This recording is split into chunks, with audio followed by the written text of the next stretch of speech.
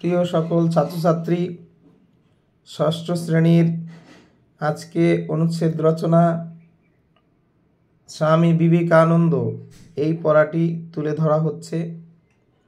এই পড়াটি তোমাদের ষষ্ঠ শ্রেণীর ভাষাচর্চা বইয়ে রয়েছে, কিন্তু সেখানে অনেক বাক্য কঠিন রয়েছে এবং আমি মনে করি কিছু বাক্য সাজানো গুছানো কম রয়েছে। সেই অংশগুলো তোমাদের পক্ষে একটু কঠিন হতে পারে। সেই জন্য তোমাদের উপযোগী করে সহজ সরল করে এই রচনাটি তুলে ধরা হচ্ছে, যাতে তোমরা এই অনুচ্ছেদটি অতি সহজেই তোমরা মুখস্থ করতে পারো। সেই জন্য তোমাদের তুলে ধরা হচ্ছে। তোমাদের একবার পড়ে শোনাচ্ছি, তোমরা শুনবে।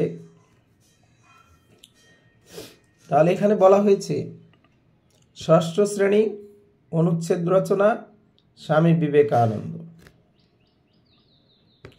1863 খ্রিস্টাব্দের জানুয়ারি মাসে উত্তর কলকাতার সিমলা অঞ্চলে বিখ্যাত দত্ত পরিবারে নরেন্দ্রনাথ জন্মগ্রহণ করেন। তার পিতা বিশ্বনাথ দত্ত, মাতা ভুবনেশ্বরী দেবী। ছোটবেলায় তার পিতা মাতা তাকে আদর করে বিলে বলে ডাকতেন। শৈশবকালে বিলে অত্যধিক দুরন্ত ছিল। সে শৈশব থেকেই নির্ভীক, সত্যবাদী ও সহানুভূতিশীল ছিলেন।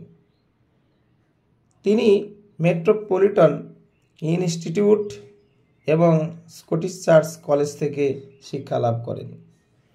নরেন্দ্রনাথ রামকৃষ্ণ দেবের শিষ্যত্ব গ্রহণ করে স্বামী বিবেকানন্দ নামে পরিচিত হন। তিনি পরিব্রাজক রূপে বা সন্ন্যাসীর বেশে ঘুরে ঘুরে স্বদেশবাসীর অবর্ণনীয় দুঃখ দুর্দশা প্রত্যক্ষ করেন। 1893 খ্রিস্টাব্দে আমেরিকার শিকাগো ধর্ম সম্মেলনে ভারতবর্ষের প্রতিনিধি নির্বাচিত হন। তিনি এই মহান ধর্ম সম্মেলনে যোগদান করে ভারতবর্ষের মহান ঐতিহ্য ও সনাতন আদর্শের প্রচার করে ভারতবর্ষকে গৌরবান্বিত করেন। বর্তমান ভারত ও পরিব্রাজক এই গ্রন্থ দুটি বিবেকানন্দের অসাধারণ সৃষ্টি।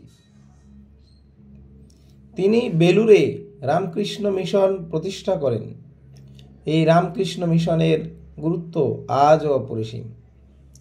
1902 খ্রিস্টাব্দে বীর সন্ন্যাসী বিবেকানন্দ মানব দেহ ত্যাগ করে স্বর্গলোকে যাত্রা করেন। তাহলে তোমাদের এই স্বামী বিবেকানন্দ এই অনুচ্ছেদটি শোনানো হলো। তোমরা শুনেও মুখস্থ করতে পারবে, আবার স্ক্রিনে তুলে ধরা হয়েছে, সেখান থেকেও তোমরা পড়ে মুখস্থ করতে পারবে, কিংবা তোমরা খাতাতেও লিখে মুখস্থ করতে পারবে। তোমাদের যাতে উপকারে আসে সেই জন্যই তোমাদের এটি তুলে ধরা হলো। তোমাদের নিশ্চয় উপকারে আসবে। সহজ সরল ভাষায় তুলে ধরা হলো। তোমরা অবশ্যই এটি শুনবে, দেখবে, আর তোমরা অবশ্যই সকলেই ভালোবেসে বেশি বেশি করে সাবস্ক্রাইব, লাইক, শেয়ার করবে। এতে তোমাদের যেমন সুবিধা হবে, নতুন নতুন পড়া তোমরা দ্রুত পেয়ে যাবে, আমারও অনুপ্রেরণা আসবে। সবাই ভালো থাকবে। আজকের ক্লাস এখানেই শেষ করা হচ্ছে।